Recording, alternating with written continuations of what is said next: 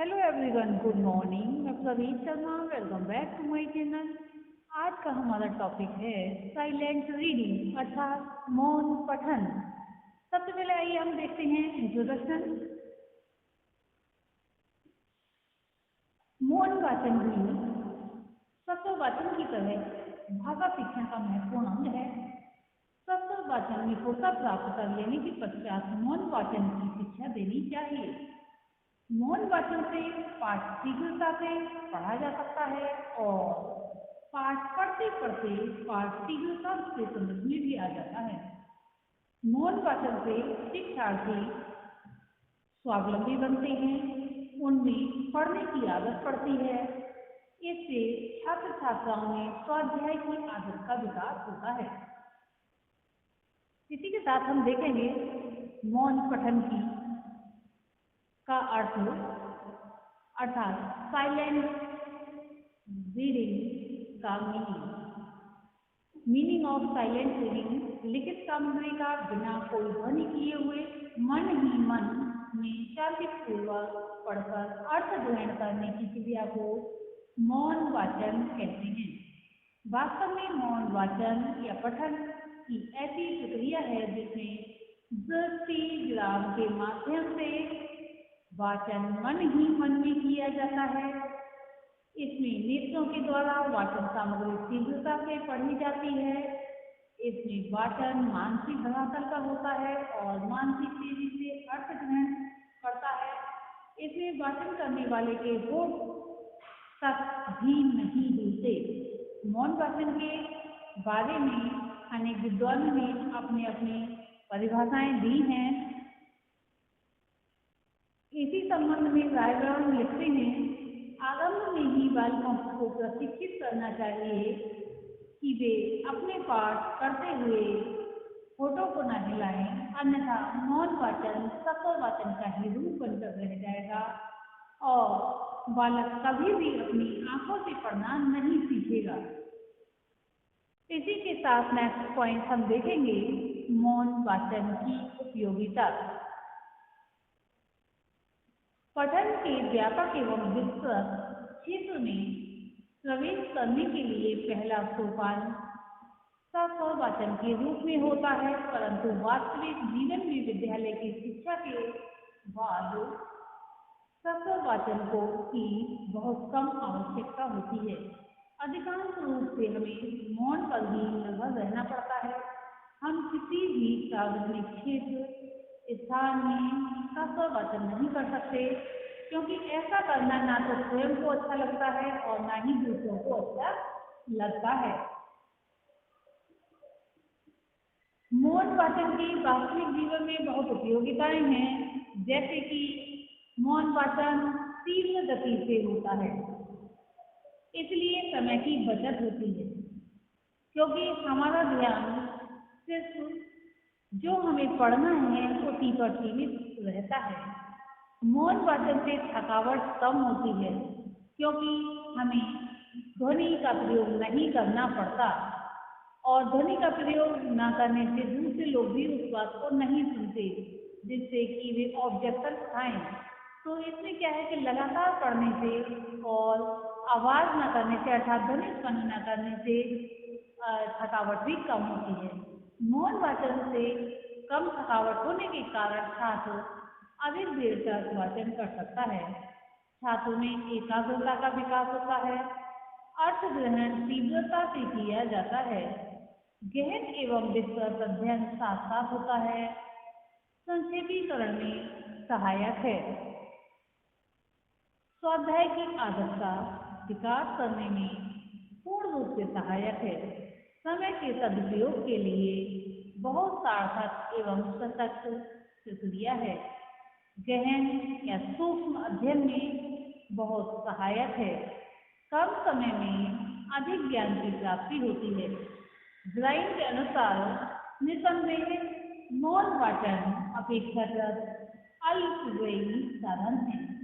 इसके साथ साथ ये पद्धति जीवन की साधारण क्रियाओं के अत्यधिक अनुकूल है, क्योंकि हमारा अधिकांश वाचन मौन रूप से होता है। मौन वाचन सार्वजनिक स्थानों पर दूसरों की उपस्थिति में भी संभव है। इसी के साथ नेक्स्ट पॉइंट में हम देखेंगे मौन वाचन के उद्देश्य, ऑब्जेक्टिव ऑफ साइलेंट रीडिंग। मौन पठन के कुछ उद्देश्य हैं जो इस प्रकार से हैं। छात्रों में स्वाध्याय की आदत का विकास करना, पठन गति बढ़ाना, छात्रों में अर्थ ग्रहण करने की क्षमता का विकास करना, मुख्य बिंदुओं को छाटकर कंठस्थ करने की योग्यता उत्पन्न करना, मुख्य भावों को आत्मसात करने की योग्यता उत्पन्न करना, शब्द भंडार में वृद्धि करना, जिज्ञासा का समाधान करना, भाषा की विभिन्न विधाओं के प्रमुख तत्वों से परिचित कराना, ध्यान केंद्रित करने की क्षमता का विकास करना, अवकाश के क्षणों का सदुपयोग करना, कल्पना शक्ति का विकास करना, सृजनात्मकता की योग्यता का विकास करना। अब इसी के साथ हम नेक्स्ट पॉइंट में देखेंगे मौन पठन के महत्व या मौन पठन का महत्व, इम्पोर्टेंस ऑफ साइलेंट रीडिंग। प्रत्येक तथ्य का कोई ना कोई महत्व अवश्य होता है, तो यहाँ पर हम देखेंगे मौन पठन के विषय में जो इसकी महत्ता है, इससे छात्रों की पठन गति में तीव्रता आती है। यह व्यक्तिगत आत्म शिक्षण है। इससे समय व शक्ति की बचत होती है, शारीरिक व मानसिक थकान कम होती है, तथ्यों व मुख्य भावों को समझने में सहायक है, एकाग्रता के कारण अन्य विषयों में सह संबंध संभव है, स्थायी स्मृति में वृद्धि होती है, सृजनात्मक शक्ति का विकास होता है। इसी के साथ हम देखेंगे अब मौन पठन के प्रकार, टाइप्स ऑफ साइलेंट रीडिंग।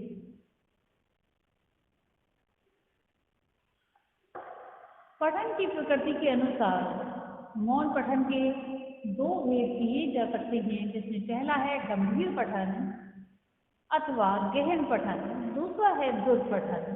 मौन पठन के विषय में यानी कि जो भाग किए गए हैं, इसमें पहला गंभीर पठन अथवा गहन पठन बेकन के द्वारा यानी कि बेकन ने परिभाषित किया है कि कुछ पुस्तकें गहन अध्ययन की दृष्टि से पढ़ी जाती हैं, कुछ केवल निगल ली जाती हैं और कुछ केवल स्वाद के लिए पढ़ी जाती हैं। बेकन के उपयुक्त कथन से भी स्पष्ट होता है कि मौन पठन के दो प्रकार हैं, गंभीर पठन और गहन पठन। इन्होंने इसी को दो भागों में विभाजित कर दिया है। गंभीर अथवा गहन वैसे तो एक ही है, किंतु पठन उस विषय वस्तु का किया जाता है जो सार्वजनिक, तथ्यात्मक तथा क्लिष्ट भाषा में प्रबद्ध होती है, जिसमें अधिक चिंतन की आवश्यकता होती है।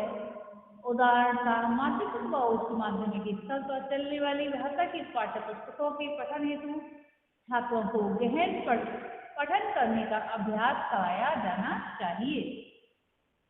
नेक्स्ट है द्रुत पठन। द्रुत पठन जैसा कि नाम से स्पष्ट है कि शीघ्रता से किया जाने वाला पठन। इसमें विषय वस्तु सरल व बोधगम्य होती है।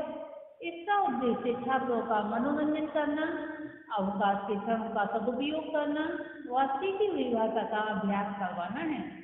जैसे संस्कृत की वे कक्षाएं जो हितोपदेश या पंचतंत्र आदि में संग्रहित हैं तथा संस्कृत से निकलने वाली पत्रिकाएं, जैसे कुछ पत्रिकाएं जैसे दैनंदिनी इत्यादि, चंद्रमामा, संभाषण, संदेश, हिंदी से संबंधित आदि का द्रुत पठन कराने के लिए या करने के लिए छात्रों को प्रेरित किया जाना चाहिए। मौन पठन की उपयोगिता केवल छात्र जीवन तक ही सीमित नहीं है, अपितु ये जीवन पर्यंत चलने वाली शिक्षा के लिए भी व्यवहारिक है। अब हम देखेंगे कि मौन पठन कब कराया जाए। प्रश्न ये उठता है, तो प्रारंभिक स्तर पर सतत वाचन ही अधिक उपयुक्त होता है। जैसे जैसे बालक शारीरिक और मानसिक रूप से परिपक्व होता जाता है, वैसे वैसे उसमें स्वाध्याय की आदत का विकास भी होता जाता है तथा ये मन से पढ़कर विषय की ओर अपना ध्यान केंद्रित कर सकता है। इस विषय में जुड ने कहा है, अध्यापकों को ये बात अच्छी प्रकार से समझ लेनी चाहिए कि वे उच्च कक्षाओं में वाचन की सबसे अच्छी मौन विधि का जो है सबसे अच्छी विधि मौन विधि ही है। जब कोई बालक चलना सीखता है तब खिसकना छोड़ देता है। इसी प्रकार जब मौन वाचन में निपुणता प्राप्त कर लेता है तब शास्त्र वाचन की आदत को छोड़ देता है। उच्च माध्यमिक व उच्च स्तर पर मौन वाचन या मौन पठन अधिक उपयुक्त है। मौन पठन या दक्षता और उसके लक्षण। पठन दक्षता विहीन पाठक मंद गति से पढ़ता है, वह देर से समझता है, वह शब्दों को बार बार पढ़ता है, वह एक एक शब्द पढ़ता है, अपना सिर व आंख की पुतलियों को घुमाता है। मंद पाठक आंखों, सिर, जिह्वा, कंठ और वाले इंद्रियों का भी प्रयोग करता है। अब इसमें हम देखेंगे कि बाधक तत्व कौन कौन से तत्व हैं जो कि बाधा उत्पन्न करते हैं। पढ़ने की कला का अभाव, दृष्टि परिधि एवं विस्तार का अभाव, पठन रुचि का अभाव, बहिर्मुखी प्रवृत्ति अर्थात मन की एकाग्रता का अभाव। अब ये प्रश्न उठता है कि मौन पठन कैसे कराया जाए। तो मौन पठन हेतु सर्वप्रथम वातावरण को पूर्ण शांत बनाया जाए, छात्रों में ध्यान केंद्रित करने की आदत डाली जाए, इसका नियमित अभ्यास करवाया जाए, उपयुक्त पाठ्य सामग्री का चयन किया जाए जैसे सामाजिक सांस्कृतिक। मौन पठन से छात्रों को कहाँ तक पढ़ना है, किन बिंदुओं पर अधिक ध्यान केंद्रित करना है, ये स्पष्ट कर दिया जाना चाहिए। मौन पठन प्रारंभ करवाने के लिए शिक्षक कक्षा का चुपचाप निरीक्षण करें। जिस उपकरण का मौन पठन करवाना है उसका सफल पठन भी एक बार कक्षा में अवश्य कराया जाए। मौन पठन का अभ्यास जब कुछ परिपक्व होने लगे तब उस समय छात्रों को पहले ही अपेक्षा कम समय देकर उतने ही समय में अधिक मात्रा में पढ़ने के लिए प्रोत्साहित किया जाए। इसी के साथ हम देखेंगे मौन पठन का मूल्यांकन। मौन पठन की सफलता के मूल्यांकनार्थ छात्रों से विभिन्न प्रकार के प्रश्न पूछे जाएं, जैसे रिक्त स्थान संबंधी, सत्य असत्य, हाँ नहीं, मिलान पद संबंधी, बहुविकल्पात्मक, लघु उत्तरात्मक, पठित अंक का सार अपने शब्दों में लिखवाया अथवा सुना जाए। पठित अंक में से कुछ शब्द देकर पूर्ति करने को कहा जाए और अथवा शब्दों के आधार पर पाठ के विषय में अपने विचार व्यक्त करने को कहा जाए। लास्ट में हम देखेंगे मौन पठन में सुधार हेतु सुझाव चक्षु गति एवं पठन में सामंजस्य स्थापन का अभ्यास करवाया जाए।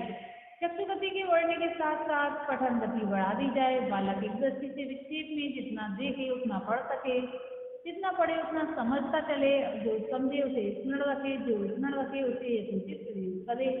ये था आज का टॉपिक साइलेंट रीडिंग। आज के लिए इतना ही, धन्यवाद।